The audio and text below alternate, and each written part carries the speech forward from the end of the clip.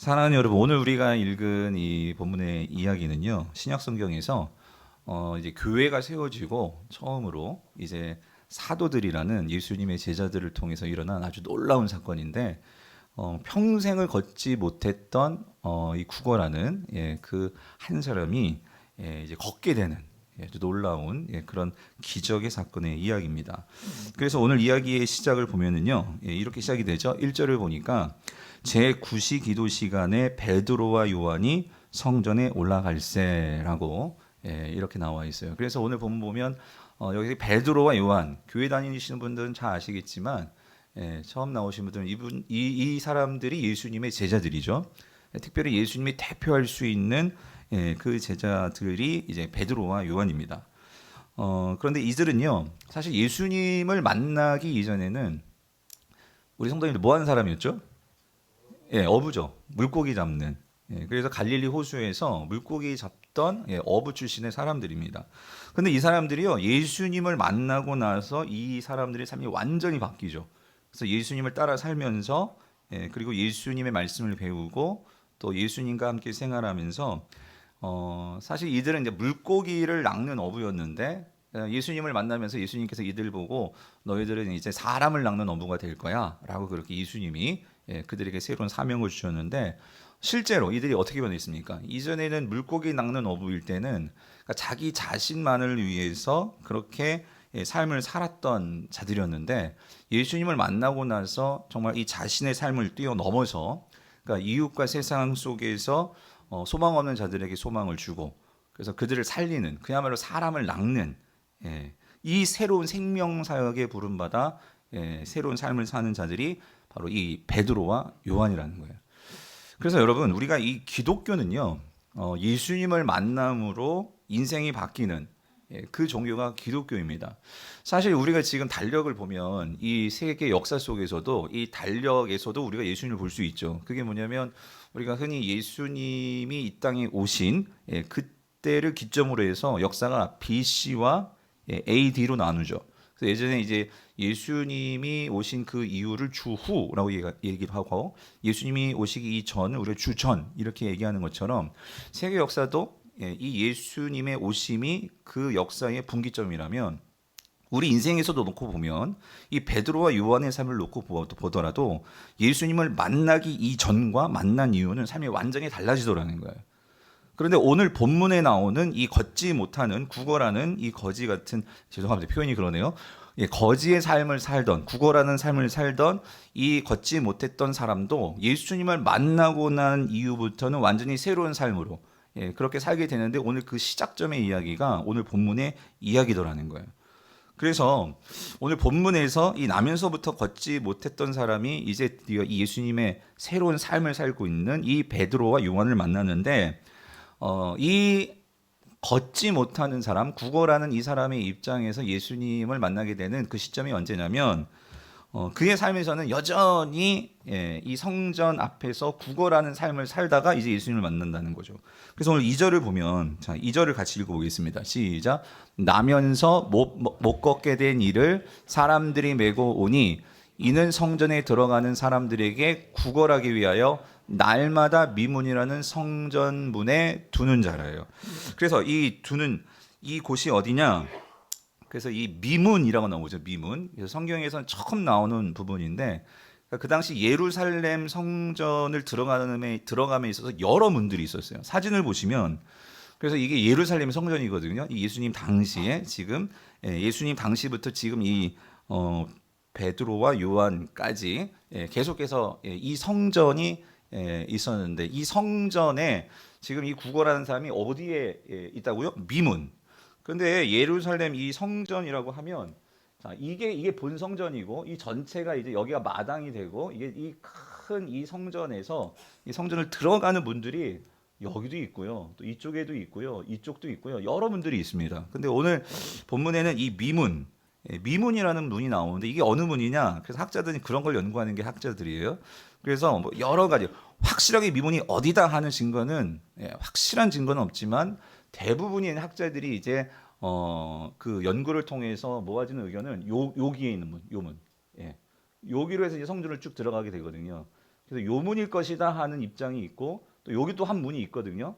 예, 그래서 요문일 거다 하는데 가장 사람들이 많이 통과하는 문을 생각해 보니 그 어느 문이냐? 그게 아마도 요문일 것이라는 거예요. 예, 이 문. 왜 그러냐면 이스라엘은 이 성전에 들어가는 게 아무나 마음대로 들어갈 수 있는 게 아니죠. 이방인들은 여기 이 마당까지만 들어갈 수 있습니다. 요 마당까지. 그리고 우리 여성분들은요. 근데 내가 이제 이스라엘 사람이에요. 유대인이에요. 그러면 이방인이 아니니까 이방인의 이 마당을 지나서 요 문을 통과해서 여자분들은 여기까지만 들어갈 수 있었어요. 예. 그러니까 여자분들과 남자들이 공이 통과할 수 있는 문이 이 문인 거예요. 자, 여기까지 들어가고 여기 또 문 하나 있죠. 요 문을 통과할 수 있는 것은 이 당시에 이 유대인 남자들, 남자들은 이제 요 문을 통과해서 바로 요 성전 요 앞까지 여기에 제단도 있고 사실 이게 진짜 본 성전이죠. 근데 이 성전에 또 들어가는 것은 유대인 남자라고 해서 다 들어가는 게 아니죠. 누구만 들어가요? 제사장. 제사를 드리는 제사장들만 또 거기 들어갈 수 있거든요. 그래서 여러분 생각해 보세요. 구걸을 해야 되니까 그러니까 사람들을 제일 많이 왔다 갔다 하는 그곳이 길목이 아니겠어요? 그래서 이곳이 미문이 아니겠느냐. 그래서 다음 사진 보여주시면 이걸 좀 확대하면은요. 그래서 요게 미문입니다. 요게 뷰티풀 게이트라고 해서 그래서 아마 여기 요 문의 어딘가에 이제 오늘 본문의 주인공이라고 할 수 있는 이 나면서부터 걷지 못하는 그 사람이 앉아서 구걸을 하고 있는 거죠. 자, 그런데 여러분 오늘 2절을 다시 한번 보면은요. 참 이 부분이 마음이 아픈 거예요. 뭐냐면 이 나면서 못 걷게 되었다. 예. 그러니까 이 사람은 그러니까 참으로 안타까운 사람이죠.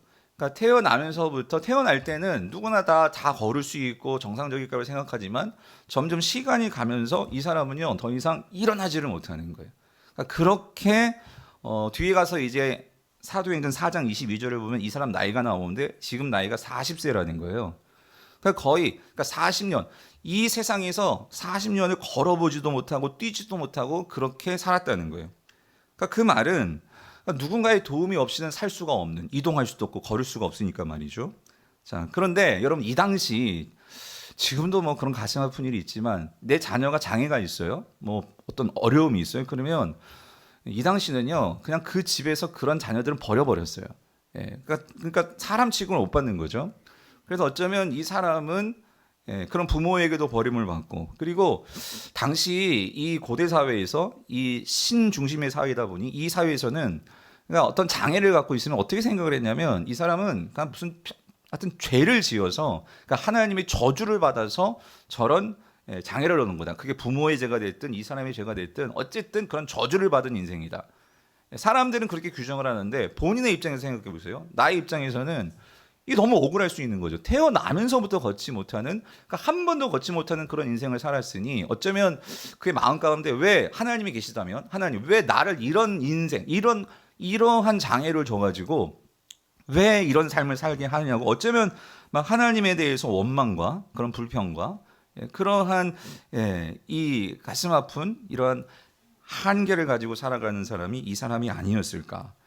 그러면서 세상 속에서도 많은 사람들에게 무시당하고 그래서 상처받고 그리고 사실 사람들은요 아까 우리가 그림을 다시 한번 사진을 보여주시면은요 그러니까 사람들은요 자, 이 문을 넘어서 이 문을 통과하는 사람들은 다 하나님의 은혜를 받겠다고 지금 다 성전으로 들어가는 사람들입니다.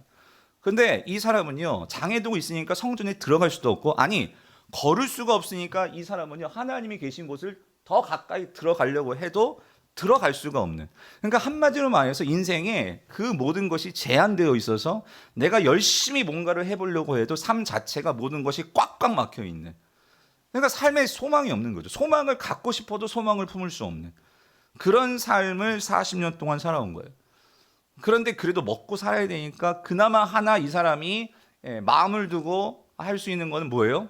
구걸하는 거죠. 그러니까 하나님께 은혜 받겠다고 들어가는 사람들에게 그런 은혜를 받기 위해서 나에게 선한 일을 베푸십시오 하는 그래서 그런 가장 불쌍한 눈빛으로 사람들을 바라보면서 구걸을 할 수밖에 없는 이런 인생을 사는 사람. 그 사람이 오늘 본문의 주인공이란 그 소리입니다. 자, 그래서 그날도 베드로와 요한이 이제 성전으로 들어가는 그날도 이 사람은 여전히 구걸을 하고 있었는데 오늘 3절 4절 보니까요. 3절 4절을 제가 읽어볼게요. 그가 베드로와 요한이 성전에 들어감을 보고 구걸하거늘 베드로가 요한과 더불어 주목하여 이르되 우리를 보라 하니에요. 제가 여기 색칠을 칠해 왔는데요. 여기 이 두 구절 속에 이 보다라는 이 동사가 반복이 되는 거 여러분 보이시죠? 근데 이게 우리 한글 성경은 거의 보다 거의 비슷하게 주목하다 이렇게 되어 있는데 이게 헬러 원어 성경을 보면 다 단어가요. 그러니까 보다는 보다인데 다 단어가 다 달라요.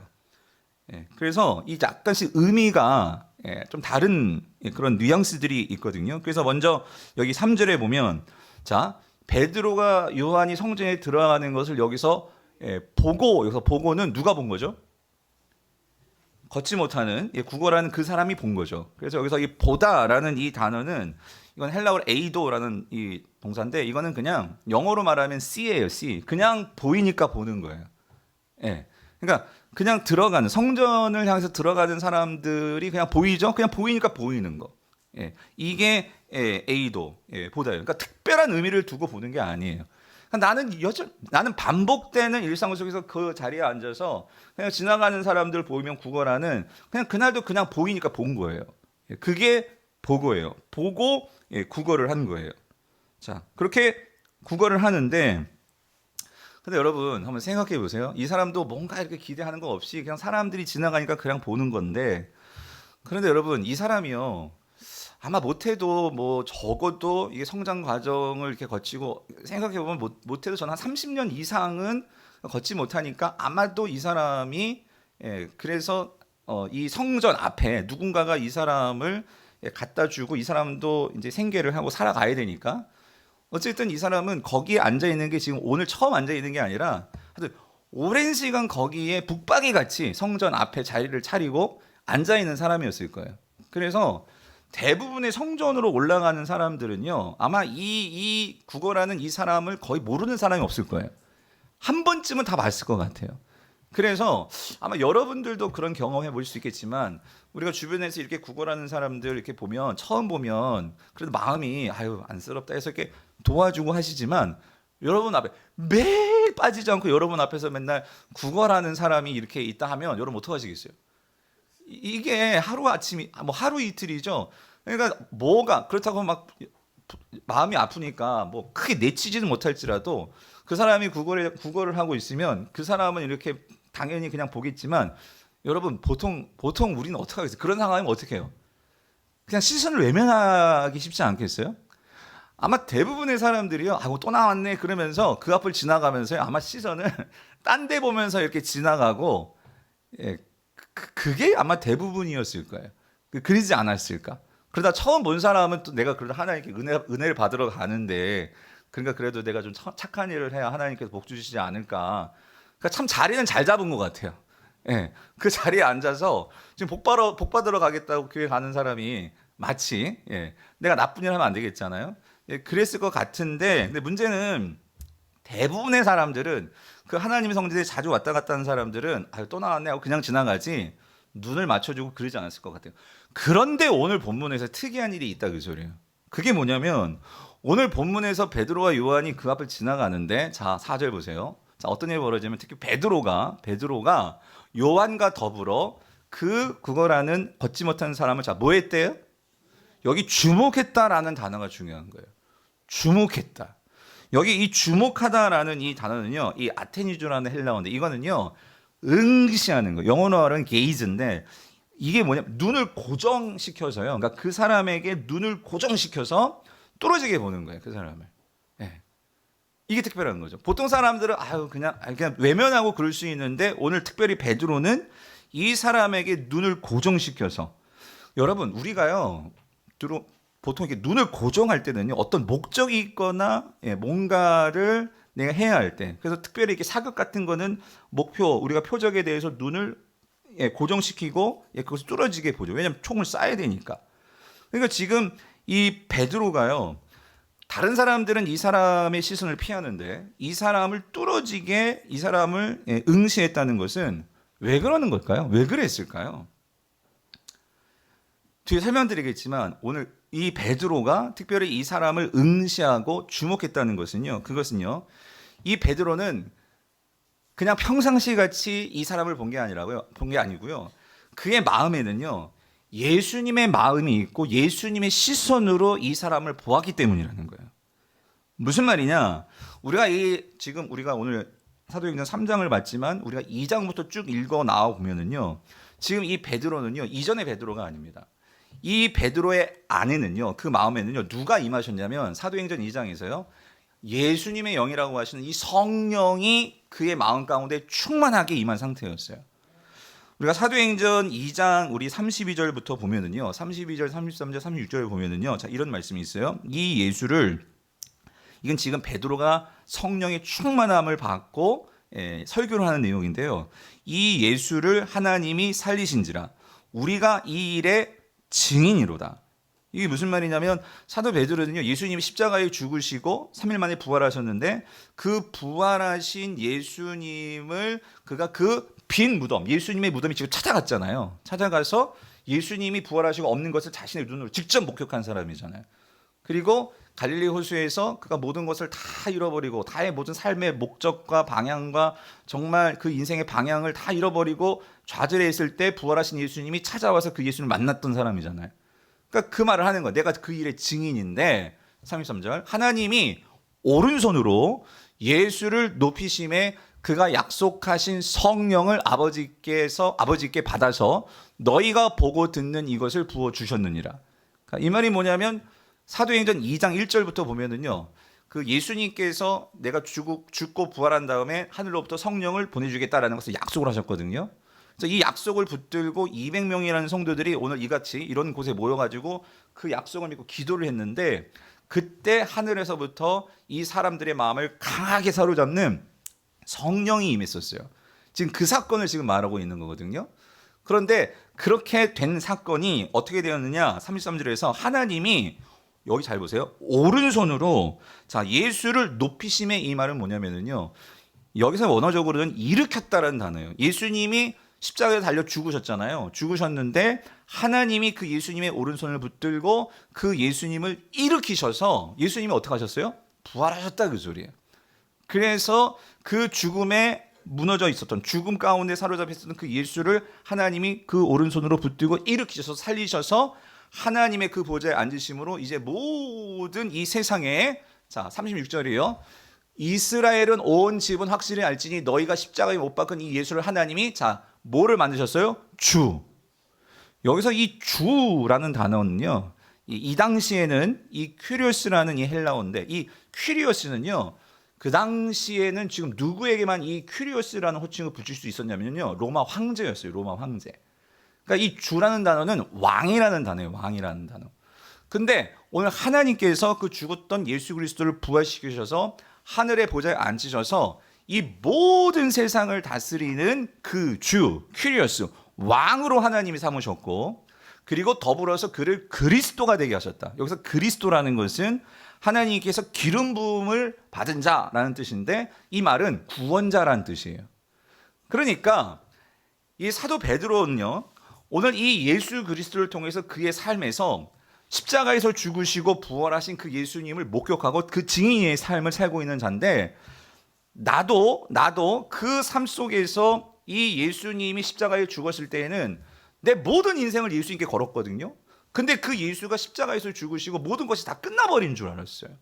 그러니까 모든 것이 내가 예수께 올인해서 모든 것을 다 바쳤는데 이렇게 다 내가 따르는 사람이 이렇게 죽고 끝나는 거야? 라고 생각했었는데 그래서 그가 나중에 고향으로 다시 돌아가서 물고기 잡고 있었잖아요. 다시 옛날에 똑같은 삶으로 다시 돌아가서 그렇게 살고 있었는데 그 주님이 부활하시고 누굴 찾아왔어요? 그 베드로를 찾아왔잖아요. 너 왜 이렇게 하고 있니? 내가 너를 사람 낚는 어부가 되게 했지 물고기 낚는 어부 되게 해라고 내가 3년 동안 너를 이렇게 같이 해줬냐?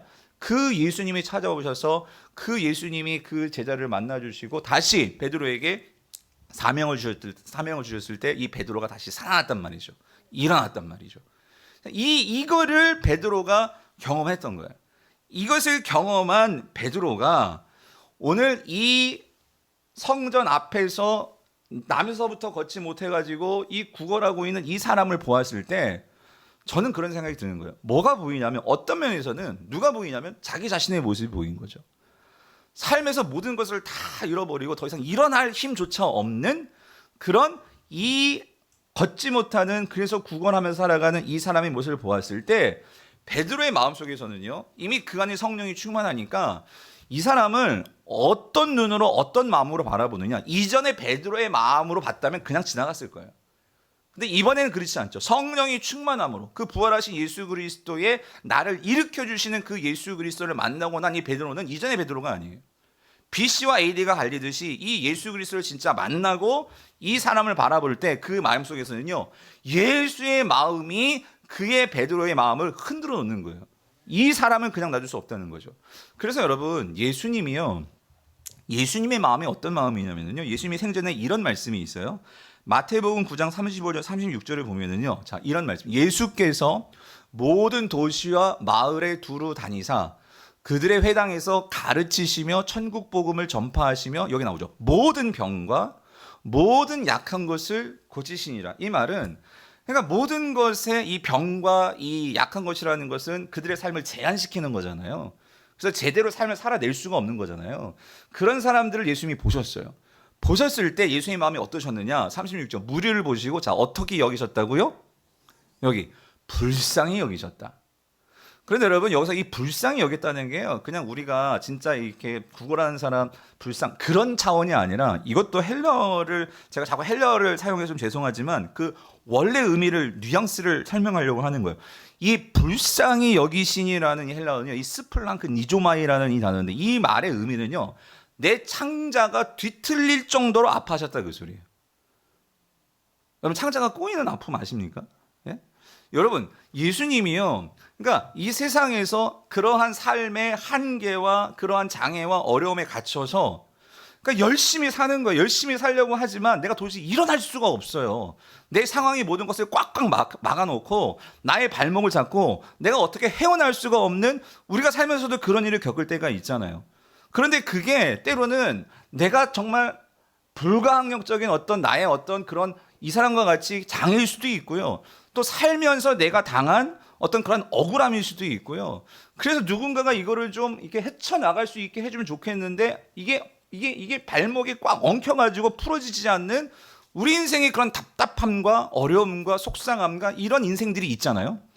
근데 예수님이 그걸 보시는 거예요. 그래서 그거를 바라볼 때 이걸 불쌍히 여기시는데, 창자가 끊어질 정도로 아파하시면서 보시는데, 그래서 여기서 이 스폴랑크 니조마이를 영어 번역이 참 잘 번역했어요. 영어 번역은 이거를 컴패션으로 번역을 했거든요.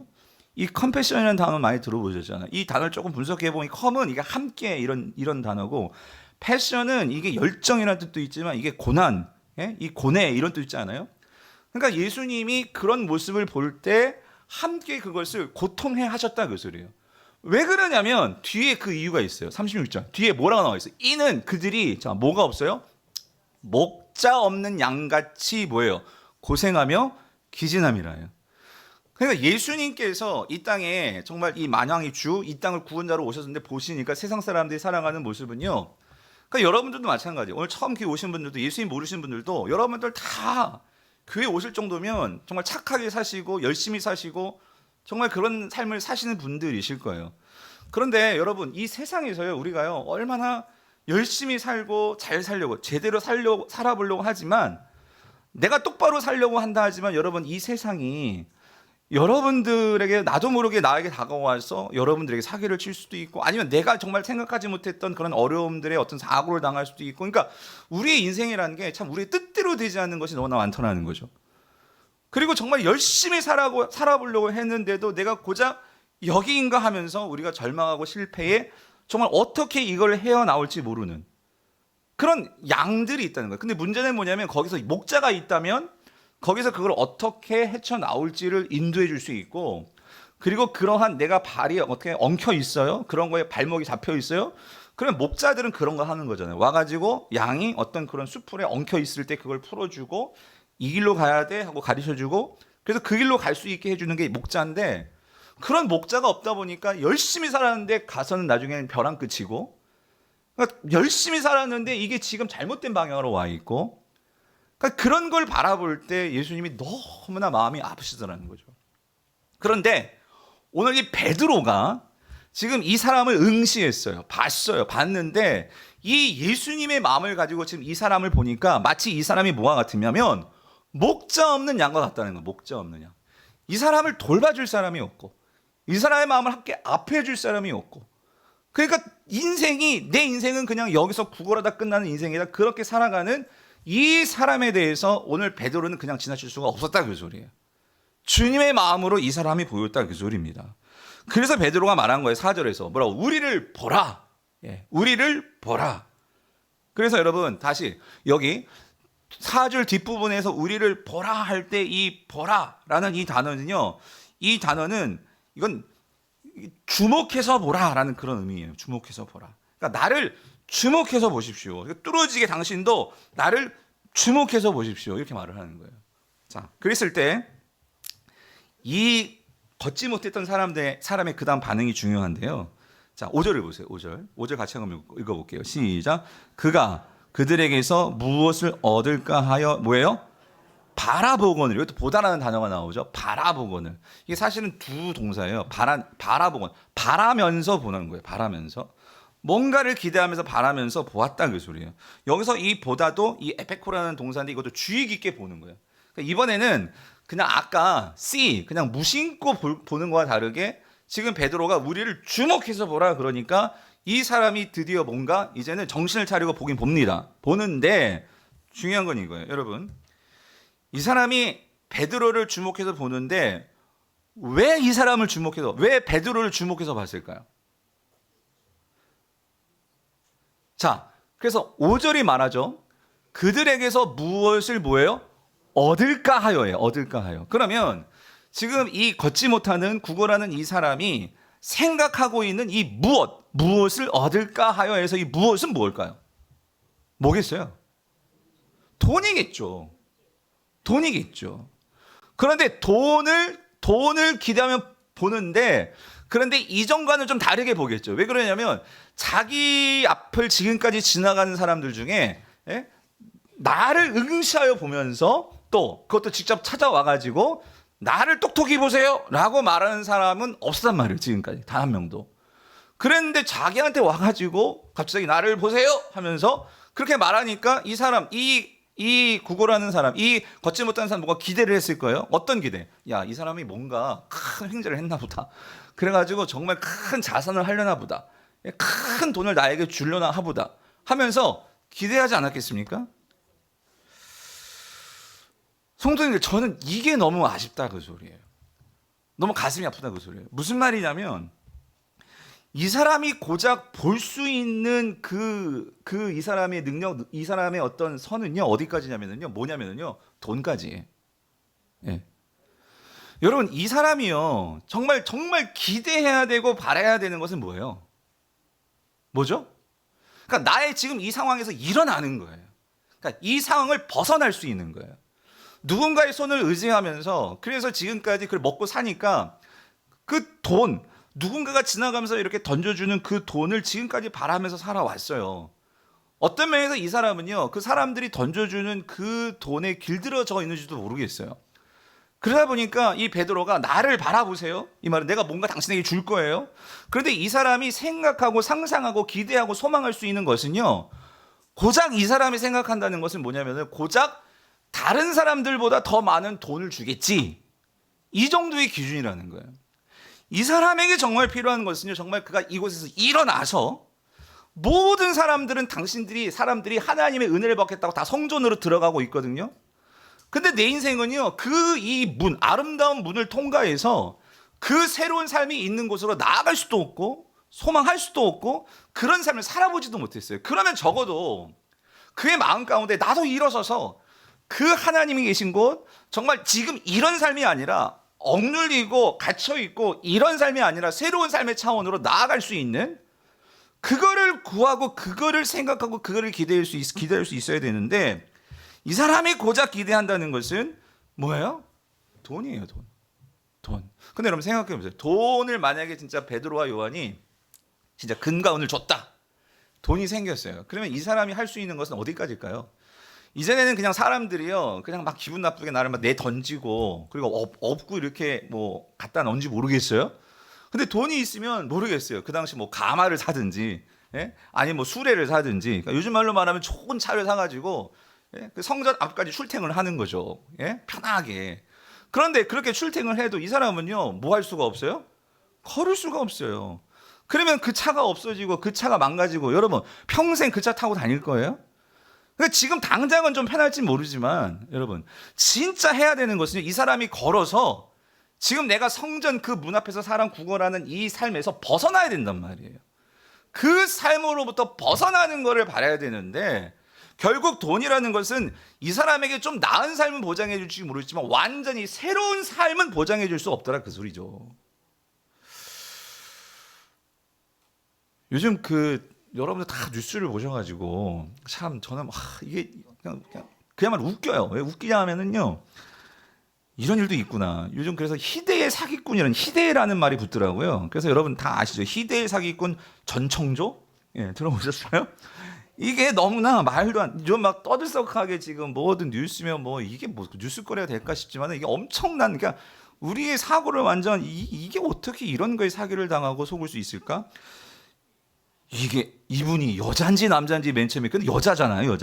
여자인데 어쨌든 근데 뭐 다 밝혀졌으니까 그 전 펜싱 국가대표는 남현희 씨가 여기 아니 완전히 속아 넘어가 가지고 그래가지고 뭐 결혼을 한 해 만에 그리고 그래가지고 사기를 당했는데 사기 내용이 그렇잖아요, 여러분. 다가왔을 때 근데 그것도 어떻게 여잔데 근데 모르겠어요. 뭐 진짜 성전환 수술해서 남자로 다가왔는지 그래서 속았는지 모르겠지만 다가오는데 자신이 뭐 51조? 여러분 51조.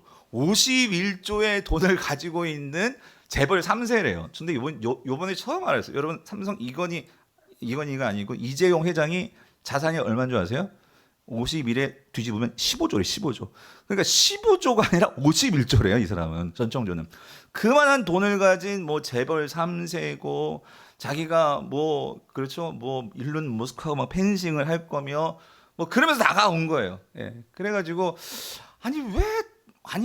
뭐, 그리고 어떻게 여잔데 어떻게 아기를 낳을 수 있어요? 근데 뭐 임신을 했네 어쩌네 뭐 속여가지고 제가 이 시간에 거기다 뭘 말하려는 게 아니라 저는 이걸 영적으로 보는데요. 왜 남현희 씨가 이런 말도 되지 않은 이런 일에 속아 넘어갈 수 있어요? 근데 여러분 속아 넘어갈 수 있는 것 같아요. 무슨 말이냐면 그러니까 이 사람이 다가올 때 그랬다고 하잖아요. 내가 남현희 씨가 정말 봤던 것은 그냥 펜싱이에요. 펜싱하는 일. 그런데 그 펜싱하는 일에서 내가 펜싱을 통해서 내가 사업을 투자할 거고 그러면서 뭔가 돈을 벌게 해줄 거고 뭐 이런 일들을 통해서 다가오니까 결국 뭐예요? 거기다가 명품 가방 사줬죠. 뭐 명품 막 해외 뭐 좋은 차 사줬죠. 뭐 집 좋은 집 이렇게 해니까 거기 확 넘어가 버린 거죠. 성도님들. 우리가요, 왜 사기를 당할까? 결국 이거예요. 우리가 사기를 당하든지 우리가 삶 속에서 어떤 방향에 갇히게 되고 이런 모든 문제의 근원을 보면은요, 결국 이겁니다. 내가 무엇을 바라보며 살아가느냐, 그 선이 돈이면은요, 그 이상을 넘어가지 못하고 결국 그것이 나의 문제가 되어서 나의 삶을요, 무너뜨릴 수가 있다는 그 소리예요. 예수님은요, 하나님은요, 우리에게 어떤 분이시냐면, 여러분, 우리가 살면서 돈 필요해요. 그래서 우리가 하나님께 돈을 구할 수도 있어요. 그런데 우리가 분명하게 생각해야 되는 것은 오늘 이 걷지 못하는 사람에게도 우리가 봐야 될 것은 뭐냐면요, 이 사람에게 정말 필요한 게 뭐냐는 거예요.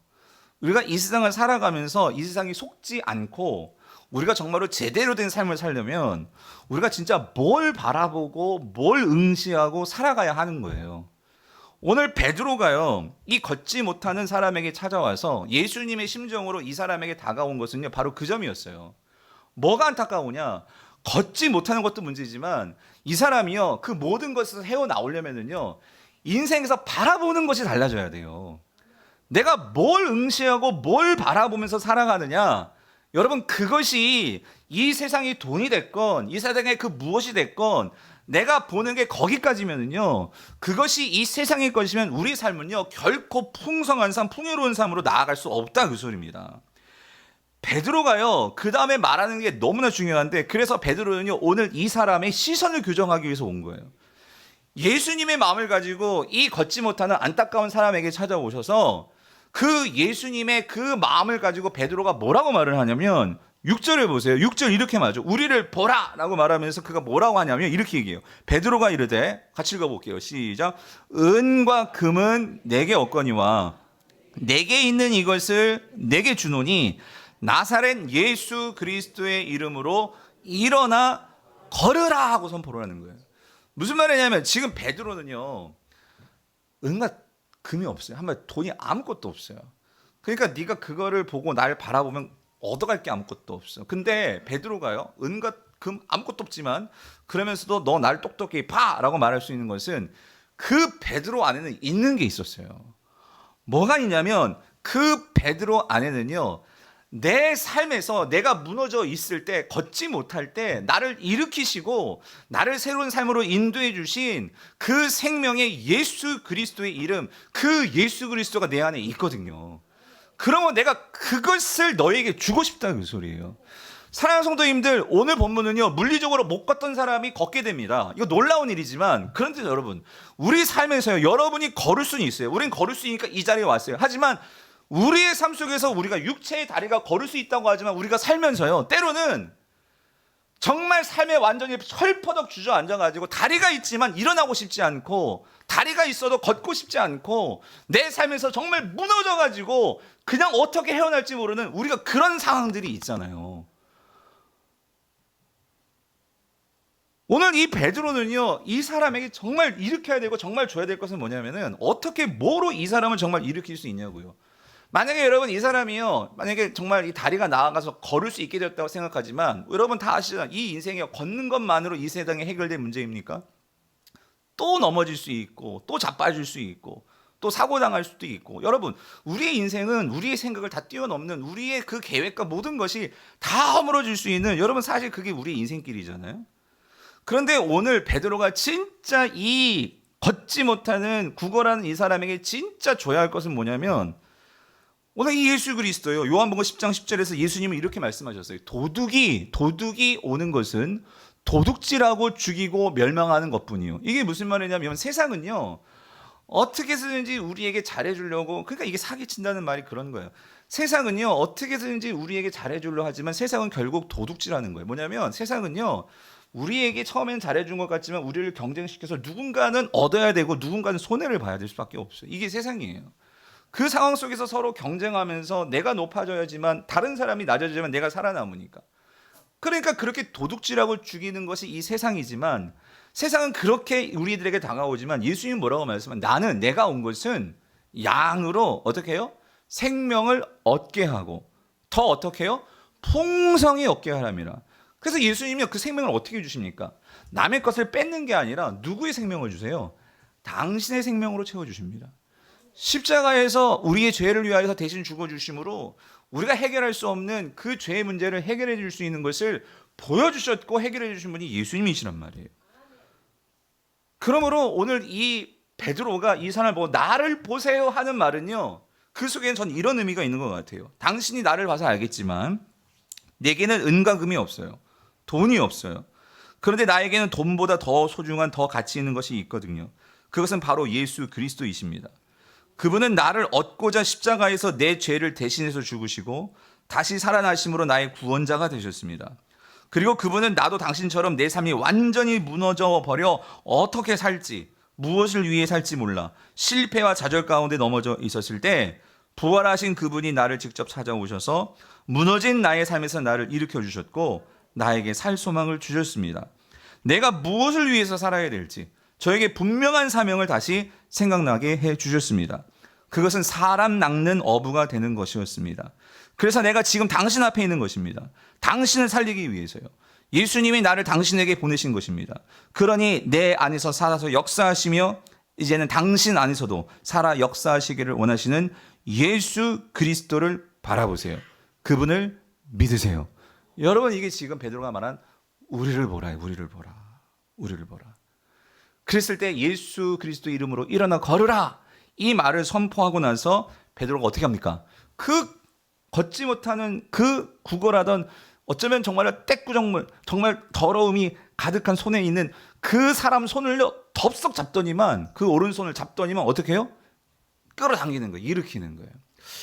저는 이 대목에서요, 난 정말 이 걷지 못한 사람 놀랬을 것 같아요. 왜냐하면 나를 바라보세요도 이런 사람이 없었는데, 정말 그 어떤 사람도 자기에게 찾아와서 정말 그의 오른손을 붙잡아주면서 이 사람의 그러한 안타까움을 같이 눈 마주쳐 주면서 아파했던 사람이 한 명도 없었거든요.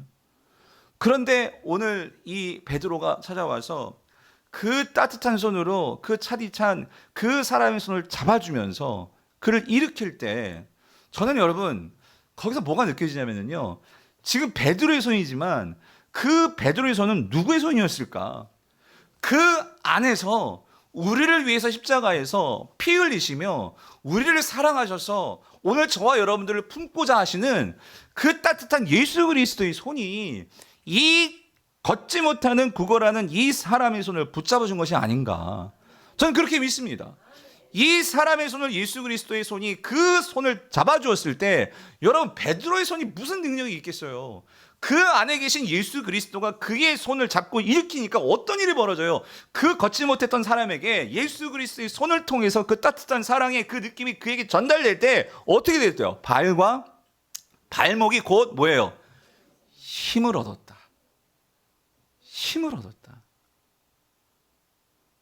여러분 이곳에 있는 오늘 교회 처음 오신 분도 계시고 또 우리 성도들 중에도 신앙이 좀 이렇게 방학했던 분도 계실 거예요. 그런데 여러분 결국 우리 인생에서 나를 일으켜 주시는 것은요, 여러분 보십시오. 아까 예수 그리스도도 그 죽음 가운데 그 죽음의 어둠 무덤 속에 들어가 계셨을 때 하나님 뭐라고? 하나님께서 그 예수 그리스도의 오른손을 붙잡으셔서 뭐 해주셨대요? 일으키셨다. 예? 그를 일으키셔서 높여주셨을 때에 주와 그리스도가 되셨다.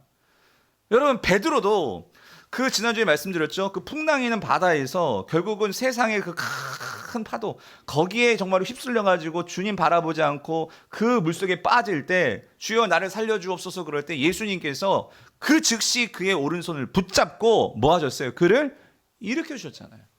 예? 그 하나님이 예수 그리스도가 그 자신을 일으켜 주시는 그 사랑과 그 은혜의 감각이 있기 때문에 오늘 이 베드로도 그 안에서 살아 역사하시는 예수 그리스도의 그 심정과 그 손으로 이 세상 속에서 결코 일어날 수 없었던 그 걷지 못하는 사람의 손을 잡고 일으킬 때, 여러분 이 사람도 그 베드로의 눈빛을 보면서 저는 누구를 보았을까? 이 사람이 전하는 그 예수 그리스도의 눈빛이 베드로를 통해서 보이고 그의 손을 통해서 예수 그리스도의 온기가 느껴지지 않았을까? 그럴 때 여러분 이 걷지 못했던 사람도 그 평생에 내가 걸을 수 있을지도 모르고 평생에 그냥 주저앉아 있었던 그 발이 어떻게 되는 거예요? 힘을 얻어서 일어나다는 거죠. 그랬을 때 이 사람이 어떻게 됩니까? 8절 보세요. 그 다음에 8절 뛰어 서서 걸으며 그들과 함께 어디로 들어가요? 성전으로 갔다. 구걸하였던 그 밈은 그 자리를 박차고 일어나서 하나님이 계신 그 새로운 삶으로 들어갔다 그 소리입니다. 성전으로 들어가면서 어떻게 해요? 걷기도 하고 뛰기도 하며 뭐예요? 하나님을 찬송하니. 사랑하는 성도님들, 오늘 본문에 저는 이렇게 보았어요. 이 사람이 일어난 것도 기적이지만 여러분 더 중요한 것은요, 오늘 본문에서 저는 진짜 기적은 뭐냐면요, 이 사람에게 40년 동안 정말로 걷지 못했던 주저앉았던 이 사람을 베드로를 통해서 예수님이 이 사람을 응시하셨다는 거예요. 이 사람을 바라보셨고 이 사람을 그냥 지나치지 못하도록 베드로의 마음을 움직이셨고, 그리고 그 베드로를 통해서 이 사람의 오른손을 붙잡아 주셨고, 그리고 이 예수 그리스도께서 베드로의 손을 통해서 이 사람을 일으켜 주셨다는 거예요.